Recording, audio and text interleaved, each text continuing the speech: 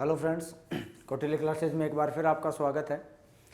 हम करंट की क्लासों के अंदर चल रहे हैं। करंट की क्लासों में आपकी डिमांड है कि क्लास को थोड़ा लंबा किया जाए। लंबा की हम दिन के अंदर आपको दो तीन वीडियो अपलोड कर रहे हैं, तो जिसमें आपका अधिकांश जो है हम कोशिश कर रहे हैं कि ज़्यादा से ज़्यादा पोर्शन कवर कराएं। ज़्यादा क्वांटिटी लेने के बजाय आप क्वालिटी लें तो ज़्यादा बेटर होगा। तो देखिए, आज हम शुरू कर रहे हैं पाइका विद्रोह। अब आप ये देखिए कि करंट के अंदर पाइका विद्रोह क्यों पढ़ना जरूरी है। जितना आप अर्थव्यवस्था पे फोकस करते हैं, जितना आप साइंस पे फोकस करते हैं, जितना आप अदर जो आपकी सोशल एक्टिविटीज होती हैं, योजनाएं हो सकती हैं, कोई विवाद हो सकता है, कोई मुद्दा हो सकता है, वैसे ही प्राचीन भारतीय जो संस्कृति है या जो राष्ट्रीय आंदोलन है, उस राष्ट्रीय आंदोलन की कई ऐसी घटनाएं हैं जो वर्तमान में चर्चा में हैं। पाइका विद्रोह उड़ीसा से संबंधित है। उड़ीसा के अंदर पाइका एक ऐसा समूह है जो कि मुख्यतः सैन्य किसान हुआ करते थे। इन सैन्य किसानों की अभी हाल ही में 200वीं जयंती, इस आंदोलन की 200वीं जयंती संपन्न होके गई है। 1817 के अंदर इन्होंने आंदोलन किया था ब्रिटिश शासन के खिलाफ। ब्रिटिश शासन की जो नीतियां इनके लिए जिम्मेदार थी, उनमें एक है वहां की राजस्व नीति, दूसरी है उनकी मुद्रा नीति। अब इस राजस्व नीति और इस मुद्रा नीति के कारण जो है आप देखेंगे कि इन पाइका जो कि एक समूह है, एक ऐसा जनसमूह है जो एक समय के अंदर वहां के शासक, जमींदार, जागीरदार वर्ग के लिए एक सैनिक का काम कर रहा है। दूसरी ओर जब वह सैन्य कार्य नहीं करता है तो वो एक किसान का कार्य करता है। तो आप देखिए कि इनके द्वारा क्या महत्वपूर्ण योगदान दिया गया। तो इसके लिए पाइका विद्रोह के लिए प्रधानमंत्री नरेंद्र मोदी ने अभी हाल ही में एक डाक टिकट तथा एक स्मारक सिक्का जारी किया है, तथा डाक टिकट और स्मारक सिक्के के अलावा इस पाइका विद्रोह को यादगार बनाने के लिए प्रधानमंत्री नरेंद्र मोदी के द्वारा दूसरा जो कार्य किया गया है वो है उड़ीसा के ललितगिरी नामक स्थान पे एक संग्रहालय की स्थापना की गई है। अब आप देखिए कि प्रधानमंत्री नरेंद्र मोदी ने इतिहास को पुनः एक बार एक महत्वपूर्ण स्थान प्रदान करने के लिए इन पाइकाओं के द्वारा जो भारतीय स्वतंत्रता में जो योगदान दिया गया है उसके लिए अगर आप देखेंगे तो प्रधानमंत्री नरेंद्र मोदी के द्वारा इसको यादगार बनाने के लिए डाक टिकट, स्मारक सिक्का तथा ललितगिरी में एक संग्रहालय स्थापित किया गया। इसकी जो घोषणा है उन्होंने 2017-18 के बजट सत्र में ही घोषणा कर दी थी कि हमें इस पाइका विद्रोह को पुनः एक बार इसकी मूल ऐतिहासिकता को देखते हुए इसे हम महत्व प्रदान करेंगे। दूसरी बात, पाइका जो विद्रोह है, पाइका विद्रोह उड़ीसा में हुआ है। उड़ीसा में ब्रिटिश सरकार के खिलाफ हुआ है। ब्रिटिश सरकार में अगर आप देखेंगे तो ब्रिटिश सरकार में उसकी राजस्व तथा उसकी नई मुद्रा नीति के कारण हुआ है। अब बात करते हैं कि इस पाइका के अंदर मुख्यतः कौन लोग शामिल थे। तो पाइका के अंदर आप देखेंगे तो एक खुर्दा एक स्थान है जहां पे सबसे पहले इसकी शुरुआत हुई। यह खुर्दा स्थान उड़ीसा के अंदर स्थित है, तथा इस पाइका विद्रोह का जो नेतृत्व किस व्यक्ति के द्वारा किया, वो है बक्सी जगबंधु। ये एक व्यक्तित्व है बक्सी जगबंधु जिसने इस पाइका आंदोलन का संचालन किया।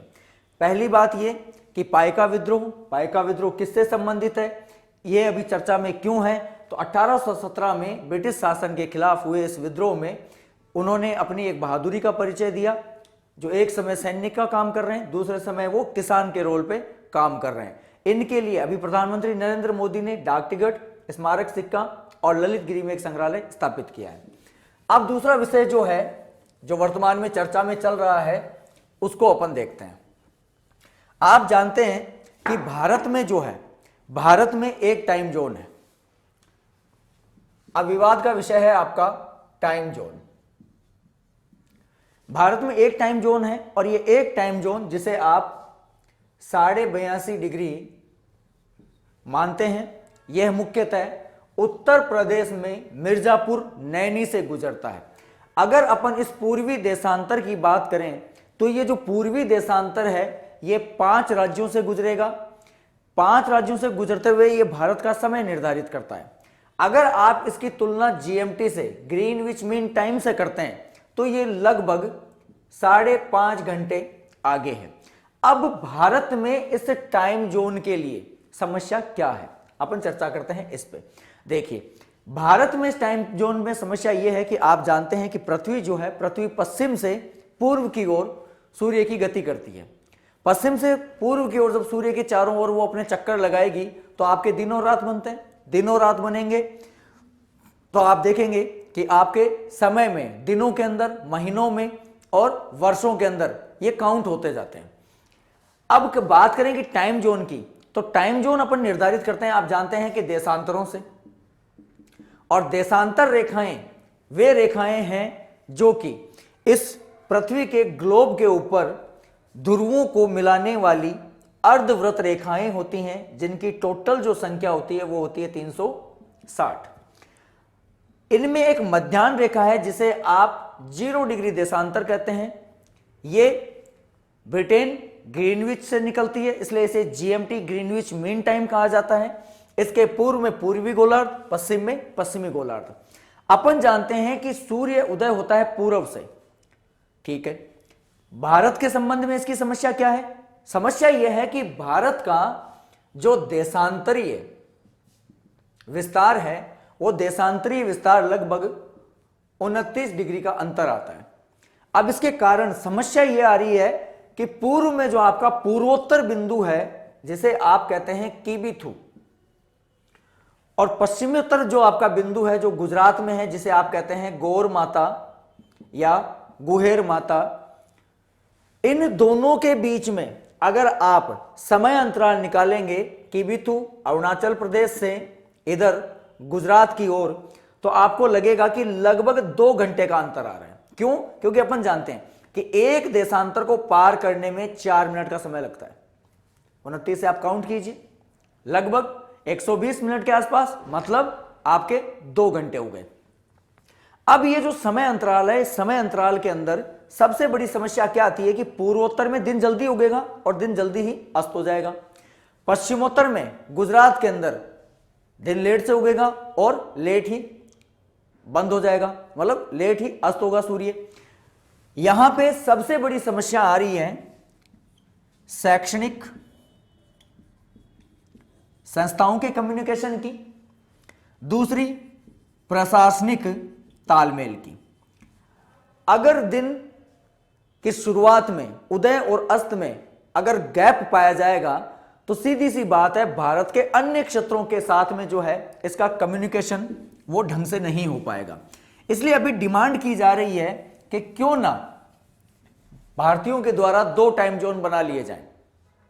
जैसे आप देखेंगे फ्रांस में अभी हाल ही में सबसे ज्यादा टाइम जोन है लगभग 12 के आसपास।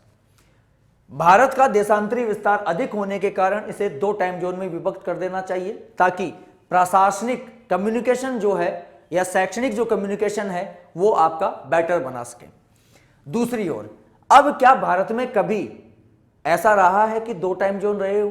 बिल्कुल। ब्रिटिश काल में आप देखेंगे कि ब्रिटिश काल में 2 टाइम जोन थे। एक था पूर्वोत्तर का जो था कलकत्ता से, एक था पश्चिम का जो था बंबई से। इसलिए अभी जो पैनल गठित किया गया है इस टाइम जोन की जांच के लिए, उसने ये कहा है कि हमें 2 टाइम जोन निर्धारित करने चाहिए भारत में, ताकि इसका जो देशांतरीय जो गैप है इस गैप को हम कम करते हुए पूरे भारतीय क्षेत्र को एक कम्युनिकेशन के अंदर ला सकें, ताकि सूर्योदय सूर्यास्त के मध्य का जो 2 घंटे का डिफरेंस है दोनों पॉइंटों के मध्य, पूर्वोत्तर और पश्चिमोत्तर के मध्य, उसको हम शैक्षणिक गतिविधियां जो आप मुख्यतः डिस्टेंस लर्निंग जो आप संचालित करते हैं सरकार के द्वारा या अन्य संस्थाओं के द्वारा, उसमें विद्यार्थियों को दिक्कत नहीं आए, प्रशासनिक कम्युनिकेशन में दिक्कत नहीं आए, इसको सरल बनाने के लिए हम लोगों की डिमांड रही है। और शुरू से ही अगर आप देखें तो भारत में ये समस्या बनी ही रही है कि टाइम अंतराल के कारण ऐसी समस्याएं उत्पन्न होती हैं, जिसके निस्तारण के लिए हमने आज देखा कि टाइम जोन जो है आपका 82.5 डिग्री, उसके ऊपर भी उसके समाधान के लिए भी हम लोगों ने एक कमेटी बनाई है। देखिए फ्रेंड्स, हम लोग जितना बेटर होता है उतना कोशिश करते हैं कि आपको कम से कम समय में ज़्यादा से ज़्यादा नॉलेज दें।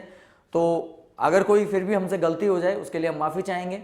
हम लोग आप लोगों से या आप लोगों के लिए इतना कुछ कर रहे हैं, घबराहट हम लोगों को भी होती है कि कहीं कैसा ऐसा कोई ज्ञान हम लोग ना दे दें कि आप लोग हमें बाद में कहें कि आपने गलत पढ़ाया था और हमारा भविष्य खराब कर दिया। तो बहुत सी चीज़ों को बहुत ढंग से रिसर्च करके कोशिश करते हैं। हम भी इंसान हैं, गलतियां हमसे भी हो जाती हैं, लेकिन आप लोगों का सहयोग सिर्फ इतना सा चाहिए कि आप लोग हमें सब्सक्राइब कीजिए प्लीज़, और जो भी आपके हैं समस्याएं हैं आप डालिए कमेंट बॉक्स में। मुझे बहुत अच्छा लगा कि किसी ने मेरे से कहा था कि पुरस्कार के लिए और अटल बिहारी वाजपेयी के ऊपर आप एक डालें। बिल्कुल, इस संडे को मैं बहुत ब्रीफ के अंदर जितने भी आपके पुरस्कार हैं, लगभग आधे पौन घंटे या 1.5 घंटे 1 घंटा जो भी मुझे समय लगेगा, उसमें आपके पुरस्कार और अटल बिहारी वाजपेयी जी की जीवनी के ऊपर एक छोटा सा मैं कमेंट वो आपके ऊपर एक नोट्स बोर्ड के ऊपर डालूंगा, आपको समझा दूंगा उनका जीवन काल। तो आप लोग ज़्यादा से ज़्यादा अगर हम लोगों को शेयर करते हैं तो हम लोगों को भी मोटिवेशन मिलता है कि हाँ, हमें पसंद करते हैं आप लोग। तो प्लीज़, थैंक यू।